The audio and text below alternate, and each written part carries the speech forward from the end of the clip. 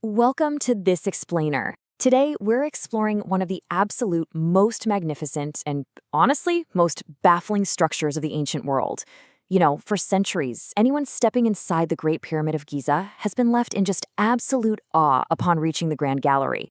But despite the literal millions of eyes that have looked upon its towering, corbelled walls, the true purpose of this incredible room has remained a complete mystery. Well, until now.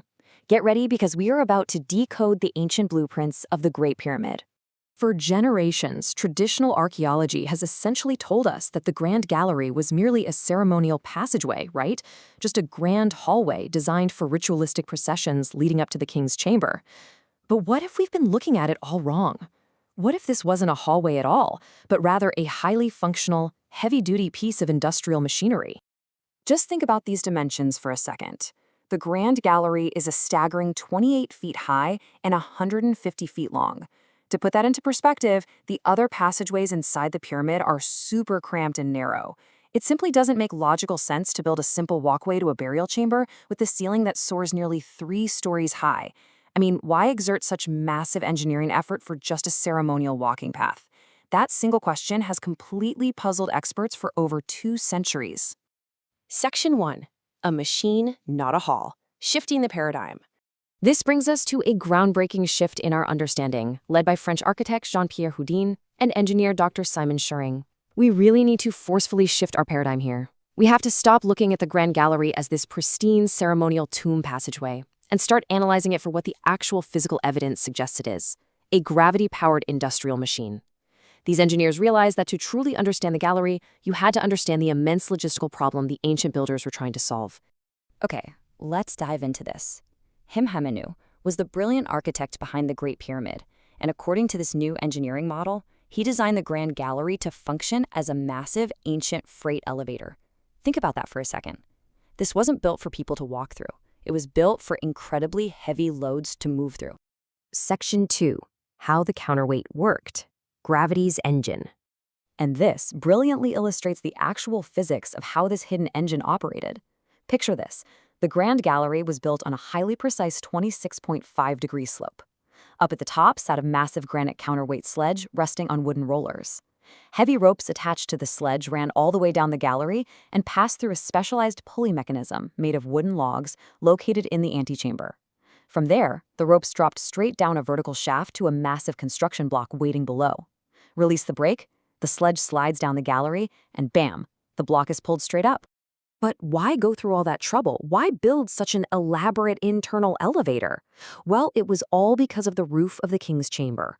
The ancient builders had to raise massive granite beams, weighing up to 60 tons each, more than 140 feet into the air. In the ancient world, lifting that much weight to that height was virtually impossible using your standard external ramps. So here is the absolute aha mathematical proof.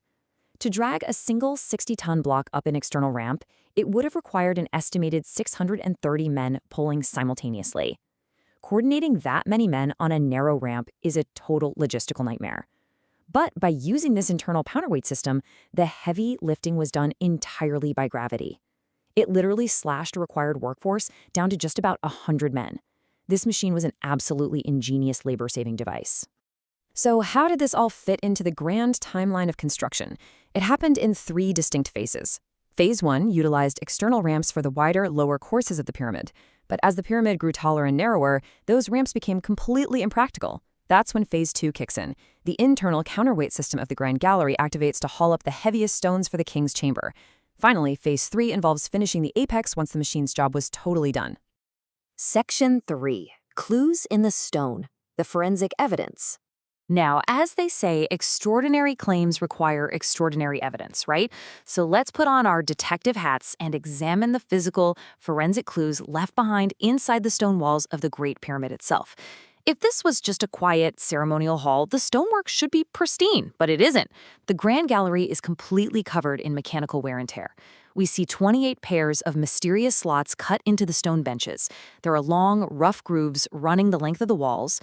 The stone shows linear scratches, extreme mechanical stress, specific V-shaped wear on what's known as the Great Step, and even dark discoloration streaks. Let's break those down.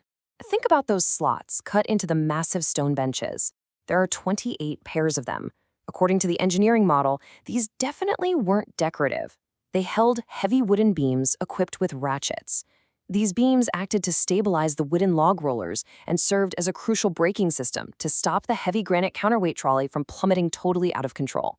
It functioned very much like the sliding skids used to deliver heavy groceries into basements today. Now, what's really interesting here is the undeniable mechanical damage left on the stone. You can clearly see linear scratches deeply etched into the benches. This is exactly what you would expect from the constant, heavy, shaking movement of a wooden trolley carrying literal tons of granite. Actually, furthermore, researchers have noted dark stripes on the stone. They call them racing stripes, which are highly likely the remnants of ancient grease or lubricant used to minimize friction on the tracks. Section 4. The asymmetry anomaly, a planned imperfection. While the scratches and grease are incredibly compelling, there is one final piece of forensic architecture that absolutely seals the case for this machine theory. It's an anomaly that is hidden in plain sight for millennia. To understand this anomaly, you have to remember one fundamental rule about ancient Egyptian architects. They were masters of precision, and they absolutely loved perfect symmetry. They rarely made mistakes on a grand scale. So when symmetry is deliberately broken in a structure like the Great Pyramid, it is never an accident. It always indicates a functional mechanical necessity. Let's see how this builds. Look closely at the structural discrepancy between the two ends of the Grand Gallery. On the lower north wall, the masonry blocks cross into the side walls, interlocking like a weaving. This means they were built at the exact same time. But on the upper south wall, the blocks of the side walls are perfectly parallel, with no interlocking weaving at all. So the crucial point is this. The south wall was built parallel because the blocks making up that end of the wall were slipped in much, much later. Why? Because for the entire duration the machine was operating, that south end of the ceiling had to be left completely open so the massive ropes of the counterweight system could run freely. Only when the king's chamber was finished and the machine had exhausted its use did they slip those final blocks into place to seal the gallery. Section 5. Rewriting ancient engineering. The implications of this are just staggering. The grooves, the slots, the grease, the missing symmetry, every single feature of the Grand Gallery is perfectly explained by this mechanical model. It fundamentally rewrites our understanding of ancient history, for sure. It proves that the ancient Egyptians were not just masters of brute force and massive labor camps. They were highly sophisticated mechanical engineers. Gravity itself was their secret engine. They visualized complex physics and executed an internal, self-sustaining machine flawlessly. It really leaves you with a profound sense of wonder, doesn't it? If an industrial elevator capable of lifting 60-ton stones was hiding inside the Great Pyramid, disguised as a hallway for 4,600 years, what other incredible lost technologies have we walked right past, completely hiding in plain sight? Thank you so much for joining me on this explainer. Keep questioning the world around you, and as always, keep learning.